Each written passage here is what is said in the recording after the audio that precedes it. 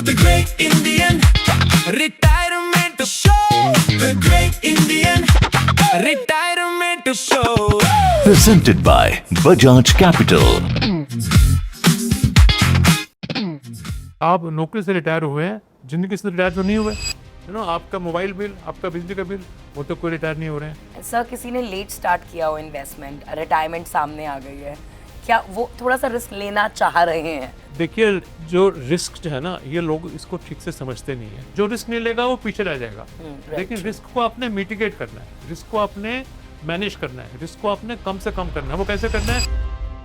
Welcome to the great Indian retirement show. आज invest, कल rest. तो आज इस टॉपिक पर हम लोग बात करने वाले हैं। हमेशा रिटायरमेंट के बाद कितना पैसा आपके पास है वो मैटर नहीं करता है, वो जो पैसा आपके पास है उससे किस तरह से आप इन्वेस्ट कर रहे हैं, दैट मैटर्स। अगर आप इस जर्नी पर निकल चुके हैं, अपने रिटायरमेंट की प्लानिंग करनी आपने शुरू कर दी है, this show is specially for you. आज हम बात करने वाले हैं रेगुलर इनकम, कैपिटल प्रोटेक्शन की और रिटायरमेंट के बाद स्मार्ट इन्वेस्टिंग क्या होती है उसकी। And to talk about it, more than 42 years of experience, Anil sir मेरे साथ हैं। अनिल चोपड़ा जी, बजाज कैपिटल से। सर, एक बार फिर से आपका बहुत बहुत स्वागत है। धन्यवाद आकृति, दोबारा से मुझे बुलाने के लिए। सर, एक कन्फ्यूजन रहती है, हम लोग जब 60 से पहले इन्वेस्ट करते हैं ना तो बहुत विगरस इन्वेस्टिंग होती है, लेकिन जब 60 के बाद, रिटायरमेंट के बाद इन्वेस्टमेंट की बारी आती है तो एक अलग तरह का एटीट्यूड होना चाहिए। I want to ask you, सबसे पहले किस तरह का एटीट्यूड होना चाहिए रिटायरमेंट के बाद अगर आप इन्वेस्ट कर रहे हैं तो? देखिए, डेफिनेटली जो एक पर्पस है, जो गोल है, वो बदल जाता है। जब आप 40-50 के आसपास थे तब आपका एक जो लक्ष्य था वो ये था कि एक अच्छा खासा पैसा जुड़ जाए ताकि जब आप रिटायर हों तो उसके बाद भी जो आपका लाइफस्टाइल है वो पहले से कम ना हो बल्कि पहले से बेहतर हो जाए। ठीक है, तो अब आप जोड़ रहे होते हैं। अब आपकी जोड़ने वाली स्थिति ख़त्म हो गई, रिटायर हो गए आप जॉब से। और याद रखिए आकृति कि आप नौकरी से रिटायर हुए हैं, जिंदगी से रिटायर तो नहीं हुए। एब्सोल्युटली। तो अभी आपके खर्चे तो रिटायर नहीं हुए। जी बिल्कुल। ठीक है, आपकी तनख्वाह नहीं बंद हो जाएगी, लेकिन आपके जो खर्चे हैं वो चलते रहेंगे।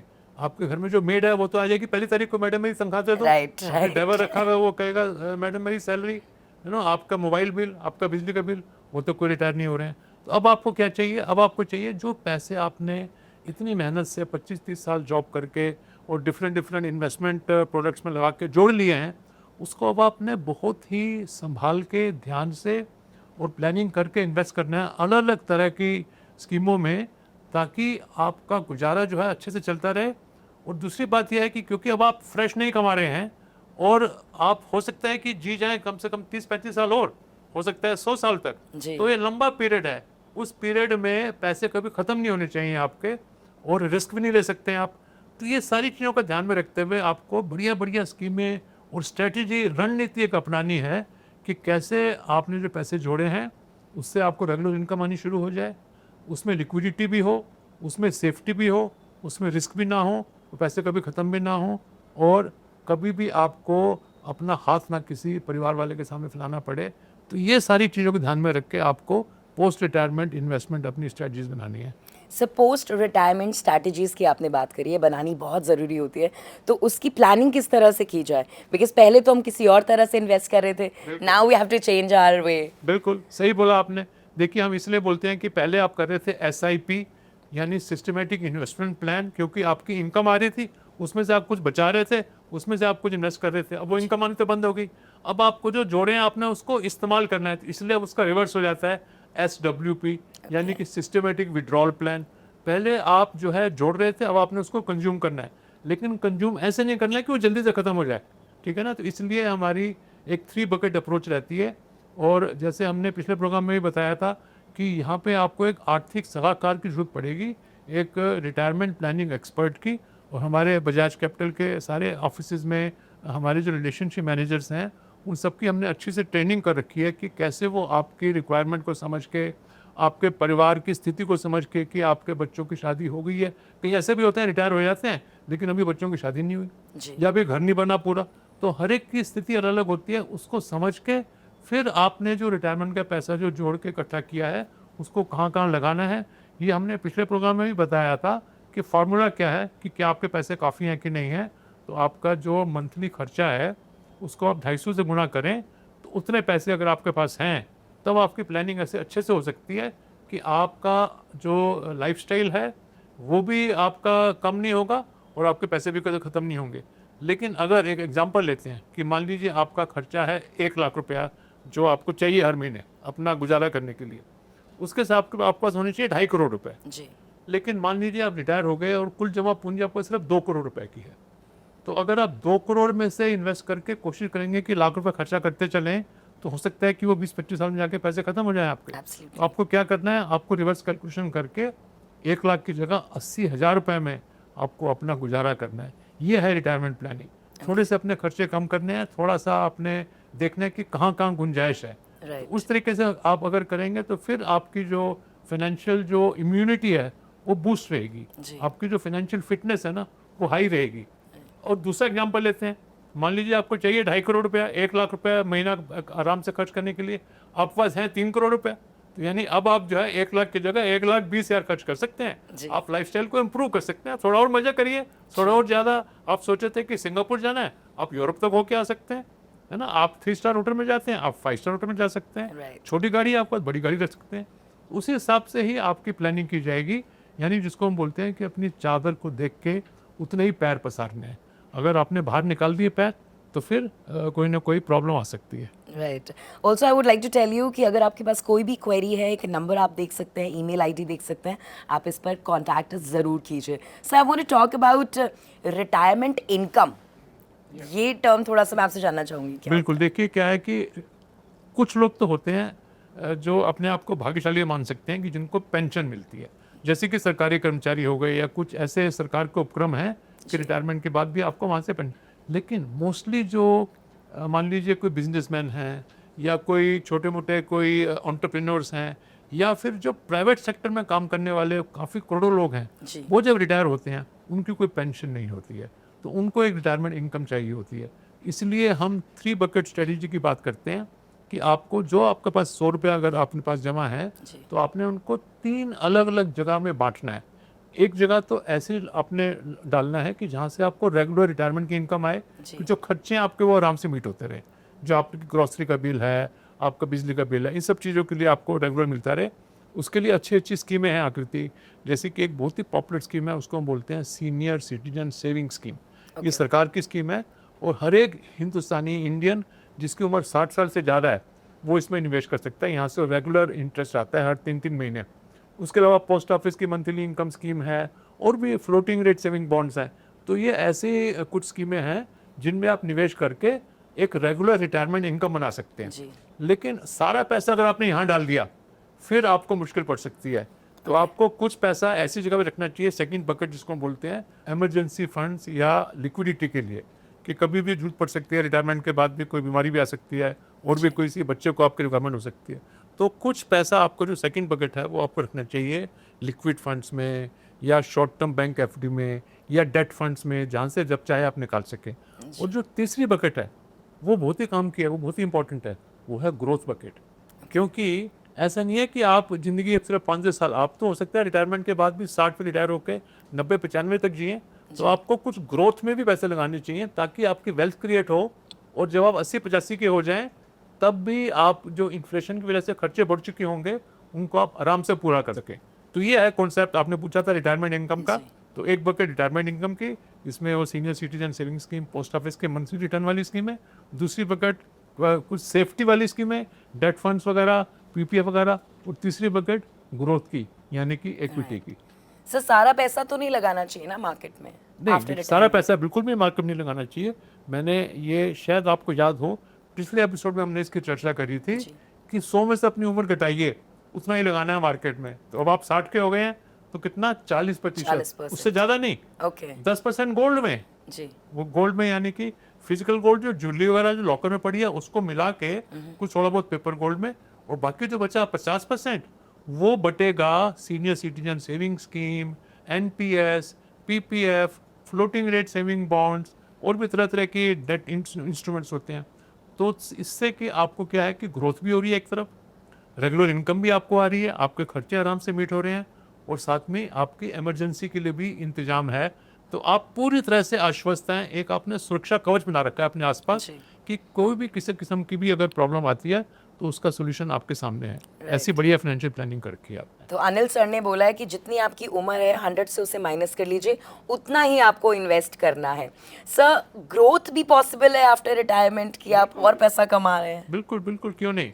देखिए, ये बहुत ज़रूरी है कि अगर आप सारा पैसा अगर आप जो है पहली बकेट में डाल के रख देंगे, उससे क्या होगा कि जो पहली बकेट है जिसमें रेगुलर इनकम आती है, वो इन्फ्लेशन को तकरीबन बीट नहीं करती है। जी। तो इसलिए काफ़ी लोग ये गलती कर देते हैं। मैं आपको यहाँ पे एग्जांपल देता हूँ।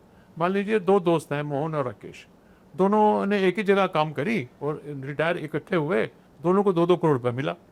अब दोनों ने प्लानिंग करनी है अपनी। अब एक तो थे थोड़े वो ऐसे, उन्होंने प्रोग्राम देखा था आपका बिग एफएम वाला, उन्होंने अच्छी फाइनेंशियल प्लानिंग एक्सपर्ट्स को, बजाज कैपिटल वाले को पकड़ा और उसने अपने 2 करोड़ को बांट दिया।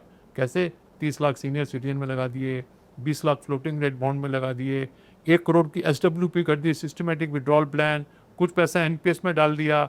ऐसे करके उसने कुछ हेल्थ इंश्योरेंस की पॉलिसी ले ली, तो उसने प्लानिंग बढ़िया से कर ली।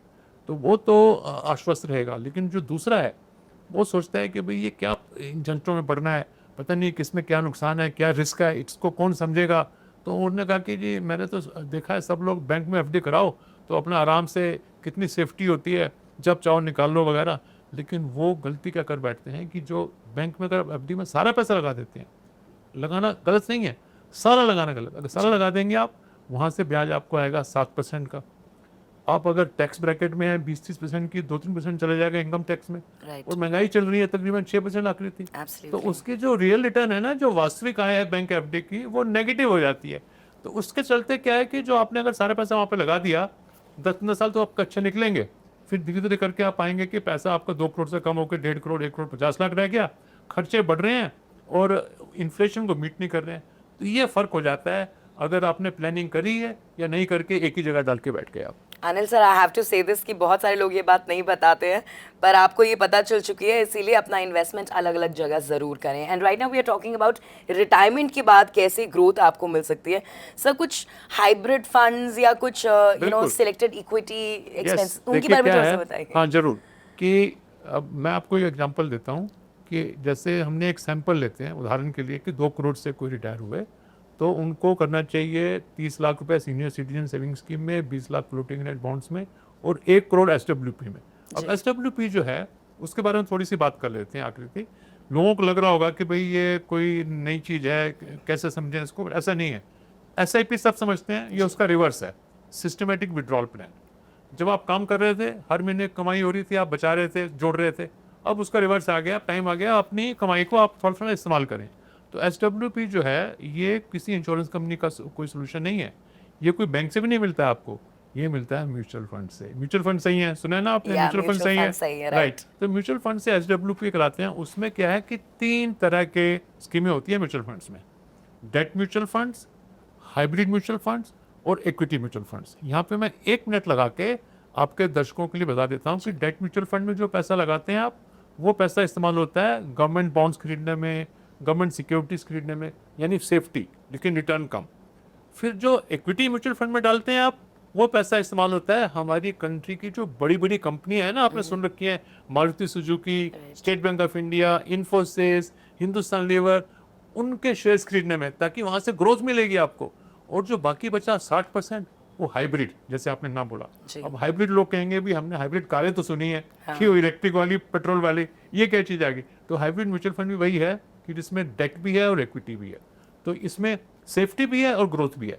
तो ये फॉर्मूला याद रखिएगा आपकी, 20% डेट म्यूचुअल फंड में, 60% हाइब्रिड में और 20% इक्विटी में। तो ऐसे करके अगर आप तरीके से प्लानिंग करके इन्वेस्ट करेंगे और फिर SWP करते चलेंगे, फिर आप पाएंगे कि एक तो मैं दोबारा से रिपीट कर रहा हूँ कि लाइफस्टाइल आपका कम नहीं होना चाहिए बल्कि बढ़ना चाहिए। हमारा नारा क्या है आकृति? हमारा नारा है रिटायर एंड प्रॉस्पर। एग्जैक्टली। तो रिटायर होके और मजे करिए और पहले से भी बढ़िया जिंदगी को आप व्यतीत कर सकते हैं। जी, और अगर आप अनिल सर की सुनते हैं तो आराम से रेस्ट कर सकते हैं आफ्टर रिटायरमेंट। सर, रिटायरमेंट के बाद किस तरह से अपने पैसे को सस्टेन किया जा सकता है? क्योंकि अब तो खर्च ही होता रहेगा, बट हमें इसे रोकना भी है और बढ़ाने की भी कुछ तरीके देखने हैं, उसमें कैसे हम लोग? देखिए, डेफिनेटली कुछ तो आप मानेंगे कि रिटायरमेंट के बाद जनरली खर्चे कम हो जाते हैं। ऑफिस जाने का, आपका कम्यूट करने का खर्चा कम बंद हो जाता है। फिर इतनी सारी ड्रेसेस की जरूरत नहीं होती है। ऑफिस में जाते हैं तो आपको टाई भी लेनी है, आपको नए जूते भी लेने। तो ऐसे करके हमने ये पाया है कि तकरीबन 33% खर्चा एक इंसान का कम हो जाता है क्योंकि ऑफिस जाना बंद कर देता है। Okay. लेकिन कुछ दूसरे तरह के खर्चे बढ़ जाते हैं, जैसे कि थोड़ा बहुत मेडिकल का खर्चा बढ़ जाता है, Right. कोई छोटी मोटी बीमारी भी आ जाती है। तो इन सब चीज़ों को ध्यान में रखते हुए आपको यही कोशिश करनी है कि जो आपकी रिक्वायरमेंट है उतना ही पैसा लगाएं ऐसी स्कीमों में जहाँ से आपको रेगुलर इनकम आ रही है, जैसे कि सीनियर, क्योंकि वहाँ से जहाँ से रेगुलर इनकम आपको आ रही है इसका मतलब सेफ्टी ज़्यादा है वहाँ पे। जी। जहाँ सेफ्टी ज़्यादा होगी वहाँ रिटर्न कम होगी। आपने सुना होगा higher the risk higher the Higher the return, rate, ठीक है ना। तो वो थोड़ा पैसा वहाँ पे लगा के बाकी पैसे को आप ग्रोथ स्कीम्स में लगा देंगे, थ्री बकेट स्ट्रेटजी को अपना के, उससे फिर जो है आप की जो फाइनेंशियल जो कंफर्ट है ना वो मल्टीप्लाई हो जाएगा। उससे हम बोलते हैं कि आपको आर्थिक स्वतंत्रता का अनुभव होगा, जिसको हम बोलते हैं इंग्लिश में फाइनेंशियल फ्रीडम फील होगी आपको। Right, कि आप जो भी चुकाना चाहते हैं आप कर पा रहे हैं क्योंकि आपकी प्लानिंग बढ़िया से हो रखी है। अनिल सर, आप कहना चाहते हो रिस्क नहीं लेना चाहिए रिटायरमेंट के बाद इन्वेस्टमेंट में? देखिए, जो रिस्क जो है ना ये लोग इसको ठीक से समझते नहीं है। आखिर अगर मैं आपसे पूछूं कि आप जब घर से चले थे यहाँ पे आने के लिए, आपने सड़क पार करी, तो क्या आपने रिस्क लिया था कि नहीं लिया था? Of course, लिया था। of क्यों course. लिया? रिस्क तो खराब चीज़ है, इसलिए लिया कि अगर आप रिस्क नहीं लेते तो यहाँ पहुँच नहीं पाते आप। Right. लेकिन आप क्या करते हैं, आप सड़क के किनारे खड़े होते हैं, इधर देखते हैं इधर देखते हैं, जब कोई गाड़ी नहीं आ रही होती आप पार कर लेते हैं, या फिर जब वो लाइट वो ग्रीन हो जाती है जेब्रा क्रॉसिंग के पार। तो रिस्क तो सभी लेते हैं, रिस्क नहीं लेंगे तो आप अपनी मंजिल पर पहुंच नहीं पाएंगे। Right. इसी तरह से ही फाइनेंशियल जर्नी में भी रिस्क अगर नहीं लेंगे आप तो सबसे बड़ा रिस्क है। जो रिस्क नहीं लेगा वो पीछे रह जाएगा। right, लेकिन रिस्क को आपने मिटिगेट करना है, रिस्क को आपने मैनेज करना है, रिस्क को आपने कम से कम करना है। वो कैसे करना है? वो हमारी 3 बकेट स्ट्रेटजी अपना के, जी। वो अलग अलग चीज़ों में डिवर्सिफाई करके, एलोकेट करके, कुछ गोल्ड में डाल के, गोल्ड में डालते कुछ पैसा वहाँ पे रिस्क से सेफ हो गया, जी। कुछ आपने जो सीनियर सिटीजन में लगाया, पीपीएफ में लगाया, वो एकदम से सेफ हो गया, थोड़ा बहुत इक्विटी में लगाया, वहाँ थोड़ा रिस्क तो लिया आपने, लेकिन रिटर्न भी वहाँ ज़्यादा आ रही है।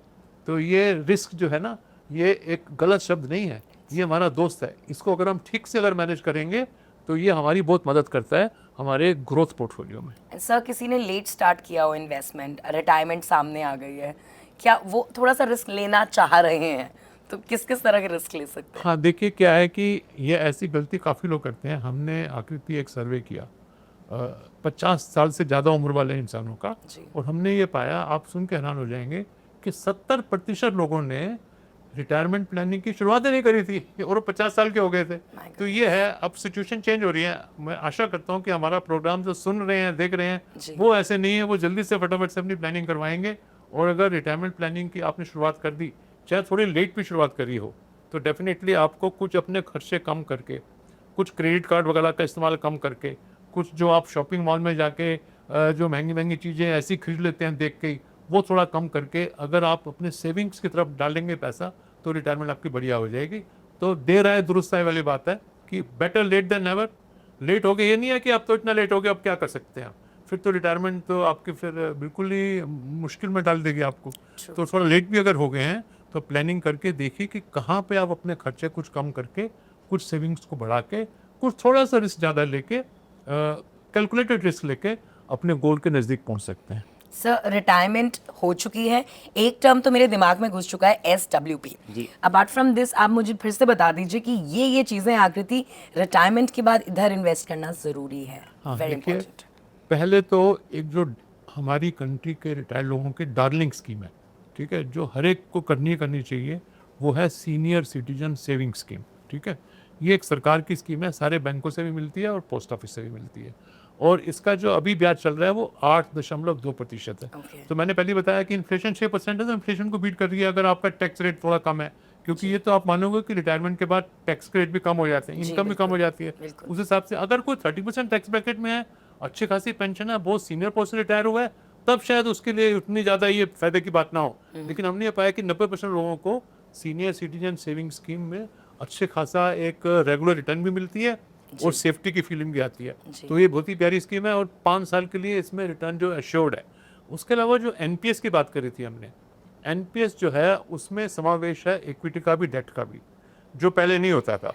अभी क्या है कि आप अगर पहले से ही शुरुआत करके अपने एनपीएस में पैसे जोड़ते जाते हैं और उसमें इक्विटी का एलोकेशन आपका ज़्यादा रहता है, तो मैं आपको बता देता हूँ कि जिन्होंने 5-7 साल पहले एनपीएस में निवेश करना शुरू किया, उनकी जो रिटर्न आई है वो डबल डिजिट में आई है। डबल डिजिट 2 अंकों में, मतलब 11%, 13%, इन्फ्लेशन है 6%। तो वहाँ पे पूंजी का निर्माण हो रहा है, वहाँ पे उनका भविष्य उज्जवल हो रहा है और अब जब वो 60 के बाद और 85 से पहले जब भी उनको लगता है कि भाई अब खर्चे बढ़ रहे हैं, इनकम उतनी नहीं बढ़ रही है, यहाँ से पेंशन स्टार्ट कर दो आप। तो क्या प्यारी चीज़ है, एनपीएस जो है आपके भरोसे के लिए ये तैयार रहेगी। तो जरूरी नहीं है कि आप 60 साल के होते ही पेंशन लेनी स्टार्ट कर दें, जी क्योंकि हो सकता है कि आप 60 साल के हो गए, आपकी इनकम रुक गई, लेकिन आपकी वाइफ शायद जो आपसे 3-4 साल छोटी हैं, वो भी स्कूल में टीचिंग कर रही हैं या प्रोफेसर हैं या के डॉक्टर हैं। राइट तो जब तक उनकी भी कमाई आ रही है तो आपको इतनी रिक्वायरमेंट नहीं है। फिर हो सकता है कि जब वो रिटायर हो जाएं, आप 64, 65, 67 के हो गए, तब हो सकता है आपको एनपीएस में से पेंशन की जरूरत पड़ेगी। जी। तो हर एक इंसान की अलग अलग रिक्वायरमेंट होती है। तो आप एनपीएस से भी पेंशन लेना शुरू कर दें, वो पेंशन मिलेगी आपको ताउम्र, जब तक आप जिएंगे। और आपके जाने के बाद जो पैसा जमा था वो मिल जाएगा आपके नॉमिनी को, तो नॉमिनी भी खुश हो जाएगा। नॉमिनी कहेगा भी मेरे मम्मी पापा तो बहुत स्मार्ट थे, True. जब तक रहे वो राजा रानी की तरह रहे, सही और बात जाने के बाद हमारे लिए भी पैसा छोड़ के गए। तो ये बढ़िया बढ़िया स्कीम है। ऐसी पीपीएफ है। जी। अब पीपीएफ में क्या है, लोग सोचते हैं कि भी पीपीएफ तो 15 साल का होता है, लॉक इन होता है। लोग एकदम से सवाल करते हैं, भाई 15 साल तो ऐसे निकल जाते हैं, पता भी नहीं चलता। आपने 30 साल में स्टार्ट किया, हर साल को जोड़ते चले, पता भी नहीं चला आपके पैसे वहाँ 50-60 लाख जुड़ के इकट्ठे हो जाते हैं। जी उसके बाद फिर उसको आप 5-5 साल के लिए एक्सटेंड कर सकते हो। और जब भी चाहो आप, जब एक्सटेंड कर रहे हो तो जो पैसा जमा हो रखा है उसका 60% तक वापस भी निकाल सकते हो आप, टैक्स फ्री वो भी। तो मतलब ऐसे बड़े बड़े फायदे हैं कि आपको कभी भी वहाँ पे दिक्कत नहीं आएगी कैश फ्लो की या अपने खर्चों को संभालने की। तो senior citizen, SWP, PPF, NPS, इन सब से आपका अच्छा से अपने खर्चे को आप मीट कर सकते हैं। सर कोई केस स्टडी अगर आप बता सकें मुझे। हाँ देखिए, केस स्टडी तो मैंने आपको एग्जांपल तो दिया जी। कि भाई अगर दो दोस्त थे जैसे मैंने बताया, तो और ये कि भाई जो टोटल पैसे आपके हैं उसको आपने पहले खर्चे देख के उसको मल्टीप्लाई करके कि इतनी रेगुलर इनकम के लिए कहाँ डालना है, तो वो आप जो है सीनियर सिटीजन टाइप की स्कीम में डालें या पोस्ट ऑफिस की मंथली इनकम स्कीम में, और बाकी जो है वो आप डिवाइड कर दें हाइब्रिड इक्विटी और डेट में और एसडब्ल्यूपी के थ्रू करें। जी। और मैं 2 करोड़ वाला जो एक सैंपल था, जो केस स्टडी थी, वो मैं दोबारा से मैं दोहरा देता हूँ सभी दर्शकों के लिए कि ये एग्जांपल है। जी। हो सकता है आप 5 करोड़ से रिटायर हो रहे हो, Right. ऐसा नहीं है, या 80 लाख भी हो सकते हैं। Right. तो उसके लिए फिर जो उत्तर है वो बदल जाएगा। लेकिन एक सैंपल 2 करोड़ हम इसलिए बोलते हैं कि मैंने ये पाया कि 50% लोग ऐसे होते हैं इंडिया में कि वो कहते हैं 2 करोड़ है हमारे पास तो भाई रिटायर हो गया। Okay. लेकिन ऐसे भी होते हैं 4-5 करोड़ वाले भी, 80 लाख वाले भी होते जी, हैं। तो 2 करोड़ के लिए 30 लाख रुपया senior citizen saving scheme, 20 lakh रुपया आरबीआई के बॉन्ड्स, वो भी बहुत बढ़िया स्कीम है। जी। उसमें अभी 8.05% ब्याज मिलता है, और अगर आप लो टैक्स ब्रैकेट में हैं तो वहाँ पे आपकी वास्तविक आय अच्छी निकलती है। तो ये 50 लाख हो गए, 1 करोड़ एसडब्ल्यूपी में, 1.5 करोड़ हो गया, वो बाकी जो बचा 50 लाख वो किसी एन्युटी या पेंशन ऑप्शन में। लाइफ इंश्योरेंस कंपनीज की बहुत ही बढ़िया बढ़िया एन्युटी ऑप्शंस होती हैं, जी। उसके बारे में पता करिए। एक तो होती है आकृति इमीडिएट एन्युटी ऑप्शन, यानी आप 50 लाख दीजिए, पहले महीने से पेंशन स्टार्ट आपकी, ओके ठीक है, अगर आपको चाहिए तो। जी अगर आप इंतजार कर सकते हैं 5-7 साल तक, उसको हम बोलते हैं इंग्लिश में डेफर्ड एन्युटी ऑप्शन, कि भी कुछ साल इंतजार करेंगे फिर पेंशन और बढ़ जाएगी आपकी, क्योंकि 5-7 साल तो 50 लाख जो डाला है वही बढ़ के 70-80 लाख हो जाएगा। राइट तो ये बढ़िया बढ़िया पेंशन प्लान्स होती हैं। तो ये है केस स्टडी कि जिसमें आप इस तरह से बांट के अगर चलेंगे तो जो है आप लाइफ के हर एक मोड़ पे 70 पे, 75 पे, 80 पे, 85 पे कभी भी आपको पैसों से जुड़ी कोई तकलीफ तंग करने वाली नहीं है। और बच्चे भी जो हैं वो हमेशा आपके इर्द गिर्द घूमेंगे गर्व के साथ कि हमारे पेरेंट्स ने बहुत अच्छी प्लानिंग कर रखी है। True. So according to you retirement goal क्या होता है आपके हिसाब से? What should be the retirement goal of देखिए, पीपल? रिटायरमेंट गोल पहला तो ये है, रिटायरमेंट से पहले का जो आपका जो लाइफस्टाइल है वो रिटायरमेंट के बाद किसी भी तरीके से कम नहीं होना चाहिए, बल्कि बढ़ना ही चाहिए। ठीक है, एक तो ये गोल है। दूसरा ये कि पैसे कभी ख़त्म नहीं होने चाहिए। जी। ठीक है, और कभी भी आपको पैसों के लिए किसी की तरफ देखना ना पड़े, आश्रित ना होना पड़े आपको अपने बच्चों या अपने परिवार वालों की तरफ। तो ये कुछ इंपॉर्टेंट रिटायरमेंट। उसके अलावा क्या है कि हम सब ने एक लंबी लिस्ट बनाई होती है जी कि हमने ये करना है, वो करना है। पहले तो टाइम नहीं मिला, तो कोई कहते हैं जी हम गोल्फ खेलेंगे हफ्ते में 2 दिन, कोई कहते हैं जी हम अपने घूमने फिरने निकल जाएंगे सोलो ट्रिप पे, जी। या फिर फैमिली के साथ हम ऑस्ट्रेलिया जाएंगे, हम अलास्का क्रूज पर जाएंगे, हम 4 धाम यात्रा करेंगे, हम मतलब ऊटी जाएंगे। तो ये सारे जो आपने जो रिटायरमेंट के बाद के जो गोल्स हैं, इनको आपने अगर पूरा करना है तो बहुत ज़रूरी है कि आप संयम बरतें और अनुशासन दिखाएं। और जो ये कुछ रूल्स हमने डिस्कस करे कई तरह के, जी। कि जैसे अपनी आमदनी का 30% बचाना है कम से कम, ग्रॉस आमदनी का, एक ये रूल बताया हमने। जी। दूसरा बताया कि 100 में से अपनी उम्र घटा के उतना लगाना है इक्विटी में और इक्विटी म्यूचुअल फंड में। जी इमरजेंसी फंड होना चाहिए आपके खर्चे के 3 गुना का, राइट। ऐसे करके और भी कुछ हमने बताए हैं टाइम टू टाइम। जी। उन सबको अगर आप नोट करके ध्यानपूर्वक उनको अगर आप पालन करेंगे, उनको आप इम्प्लीमेंट करेंगे, तब जो है आपके जो रिटायरमेंट गोल्स हैं, चाहे जितनी मर्जी लंबी लिस्ट हो, वो आप सारी पूरी कर सकते हैं। कुछ लोगों का होता है कि भाई एक तो हमारा घर यहाँ पे है, एक छोटा सा फ्लैट हमारा हरिद्वार में, उत्तराखंड में भी हो जाए, तो हम गर्मी की छुट्टियों में वहाँ पे जाके बिता के आ जाएं। तो ऐसे तरह तरह के लोगों के रिटायरमेंट गोल्स होते हैं, वो सारे आप पूरे कर सकते हैं, प्रोवाइडेड कि आपने उसकी कैलकुलेशन कर रखी है कि किस गोल के लिए कितनी रकम चाहिए होगी और वो महंगाई से कितनी बढ़ जाएगी। क्योंकि याद रखिए, लोग गलती क्या करते हैं रिटायरमेंट प्लानिंग में, क्यों कहते हैं जी मुझे 1 लाख मिल जाए तो मेरा गुजारा हो जाएगा, राइट और रिटायरमेंट में हमको 10 साल बाकी हैं अभी। 10 साल के बाद तो 1 लाख काफ़ी नहीं होगा ना, वो तो आज के लिए 1 लाख बता रहे हैं वो, 10 साल के बाद तो शायद 1.5 लाख चाहिए होगा। तो ये कैलकुलेशन करना जरूरी है कि भाई जब रिटायर होंगे तब कितना पैसा चाहिए होगा आपको, फिर उसकी बैकवर्ड कैलकुलेशन करें, तो फिर जो है आपकी प्लानिंग और बढ़िया हो जाएगी, मजबूत हो जाएगी। Thank you so much sir. I mean आजकल लोगों को डायरेक्टली जो सोशल मीडिया से इन्फॉर्मेशन मिलती है वो बहुत गलत होती है, बट हम आपके पास एक्सपर्ट्स लेकर आते हैं विद 42 इयर्स ऑफ एक्सपीरियंस, जो आपको बताते हैं कि सही तरीके से इन्वेस्ट कहाँ और कब करना चाहिए। So this is the great Indian retirement show presented by Bajaj capital. आज इन्वेस्ट, कल रेस्ट। अगले एपिसोड में मुलाकात होगी आपसे, एक डिफरेंट सब्जेक्ट पर बात करेंगे, एक डिफरेंट फाइनेंशियल इंसाइट होगा। तब तक अपना ख्याल रखिए sir. Once again thank you so much for being with me. धन्यवाद Aakriti, thank you. With the Great Indian Retirement Show. The Great Indian Retirement Show. Presented by Bajaj Capital.